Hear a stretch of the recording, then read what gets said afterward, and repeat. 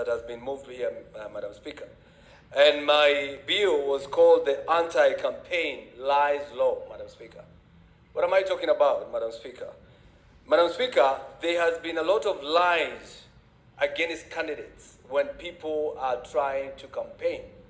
And by lying, they lie to the voter who does not vote according to the way they understand their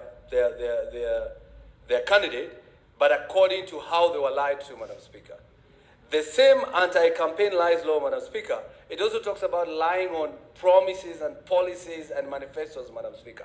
And this is something that we need to look at as a parliament, that we should not allow people to stand and lie to the voter, and the voter will make a decision thinking that I'm voting for you to provide what you've just said, and yet, once you get in there, you change. So you made me vote for you as per what you had said, Madam Speaker.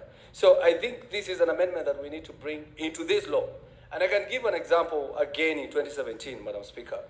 Against the campaign, the gubernatorial seat in Kiambu County in 2017, against the former governor, William Kabogo, and the former governor, Waitito Babayao, Madam Speaker. And it was said the governor then, in Kiambu County, had said nasty things about women. And by that, Madam Speaker, Governor Kabogo lost his seat. But nobody was able to prove whether he had actually said what it was purported to be said. And the person lost the seat. But since we do not have a law that talks about the Anti-Campaigh Lies Law, he could not go anywhere. We call it propaganda and people think it's okay. Another example, Madam Speaker, we have the CS for mining. The CS, the former governor of Mombasa, Joe. He is on record, Madam Speaker, saying that he will never work with the President William Ruto. He called President Ruto a thief, and he said, I cannot work with him.